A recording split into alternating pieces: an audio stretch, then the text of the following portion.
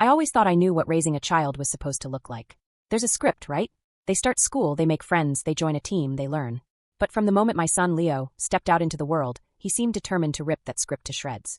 And for 15 years, the world, or at least the rigid, unforgiving world of the public school system, tried to convince me that because he couldn't follow their script, he was a failure. They didn't know my son. Our journey into chaos began on what should have been a milestone of parental pride. The first day of pre-K. I remember the morning vividly. I'd packed his brand new dinosaur backpack with a small snack and a juice box. He was vibrating with an energy that could power a small city, his brown eyes wide with excitement. I dropped him off, took the obligatory picture of him looking slightly bewildered by the classroom door, and went to work with a lump of happy, nervous emotion in my throat. My baby was starting school. That feeling lasted exactly 6 hours. When I arrived for pickup that afternoon, I saw the other parents greeting their kids, who were clutching crayon drawings and smiling tiredly. But Leo wasn't there.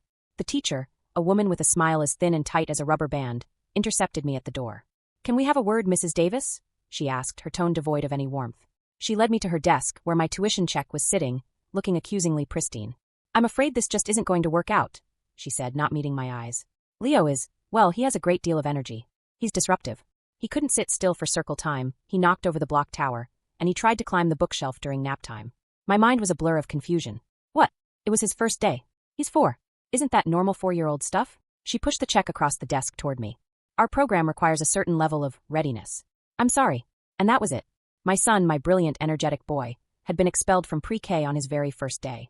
As I walked back to the car, my hand clutching the useless check, a cold dread settled in my stomach. This was only the beginning. It became a pattern. A few months later, I tried to sign him up for Pee Wee soccer. I thought the structure and physical outlet would be perfect for him. I stood in line at the community center, filled out the forms, and wrote another check. The next Saturday, we showed up for the first practice, Leo decked out in tiny shin guards and cleats.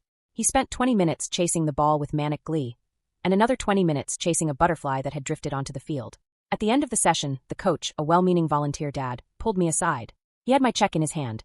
"Hey, so great kid," he said, looking exhausted. "Lots of spirit. But he's not really listening to the drills. It's kind of a liability. Maybe try again next year." Again. Rejected. The message was clear. My son didn't fit in the boxes society had built for children. Elementary school was a war of attrition fought on multiple fronts. The phone became my enemy. I'd see the school's number pop up on my caller ID during a work meeting and feel a wave of nausea. The calls were always the same. "Mrs. Davis, this is Principal Henderson. We need to talk about Leo." He was drumming on his desk with his pencils again. "Mrs. Davis, it's the school nurse." Leo tried to see if he could jump from the top of the slide. "He's fine, but..." Then came the notes. Notes sent home in his backpack. Notes mailed in crisp white envelopes that felt like official summonses. Parent-teacher conferences were the worst. I'd sit on a tiny chair in a classroom, surrounded by cheerful posters, while a weary teacher would list Leo's academic and behavioral sins. "His grades are suffering because he doesn't complete his classwork." "I know," I'd say. "He tells me he gets bored." "Well, boredom isn't an excuse, Mrs. Davis. He needs to apply himself. And he's constantly distracting the other students. He's a smart boy, but he's a disruption." My husband and I would sit at the kitchen table late at night, a stack of these notes and report cards between us like a barrier. "What are we doing wrong?" I'd whisper, my head in my hands. We tried everything: tutors, reward systems, taking away privileges. Nothing worked on his grades. The systemic nightmare was our daily reality. We were caught in a loop of failure, and it felt like we were failing our son. But through it all, one thing remained constant: Leo's spirit. He wasn't malicious. He wasn't a bully. He was just Leo. He had a core of decency that the school system refused to see. And we, his parents, were his only true allies. We were the ones who saw him spend hours meticulously building complex Lego creations. We were the ones who knew he'd give his last cookie to his little sister without a second thought. We were fighting for the kid we knew, not the problem child on the report card. The turning point, the first time an authority figure saw what we saw, came, ironically, after a call from the police. Leo was 15. He'd snuck out to a house party he was absolutely forbidden from attending. My heart hammered against my ribs when my phone rang at 1 a.m., and the caller identified himself as Officer Miller. I pictured the worst. When I arrived at the address, the street was filled with flashing blue and red lights. Teenagers were milling around on the lawn, looking guilty and intoxicated. Officer Miller, a tall man with a calm demeanor, met me at the curb. I braced myself for a lecture. "Mrs. Davis," he said, "your son was very respectful. He was in the backyard playing basketball by himself when we arrived. Wasn't drinking, wasn't involved with any of the nonsense inside. To be honest, it sounds like the neighbors called us because of the sound of the basketball, not the party." He almost chuckled. "He just wants to play ball." I could have cried with relief. Here, in the middle of a teenage disaster, was my son. Not getting drunk, not getting high. Just playing basketball. That was his constant. No matter the trouble, no matter the place, a house party, a schoolyard after dark, the rec center long after it closed, the root of the problem was always the same: the rhythmic, relentless thump-thump-thump of a basketball waking up the neighbors. He wasn't a delinquent, he was just obsessed. In that moment, Officer Miller, our unexpected character witness, gave me a gift. He confirmed what I already knew. My son's character was solid, even if his judgment wasn't. High school passed in a similar blur of academic mediocrity, though the calls from the principal's office lessened. Leo had gotten smarter, not necessarily as a student, but at not getting caught. He scraped by and managed to graduate, a feat we celebrated with a deep, collective sigh of relief. Then came the lowest point. We sat at the dining room table, a month after graduation, surrounded by college brochures I had gathered with dwindling optimism. We had to face the music. "Leo," I started gently, "we need to talk about what's next. Have you thought about any of these?" He stared at the glossy pictures of smiling students on idyllic campuses.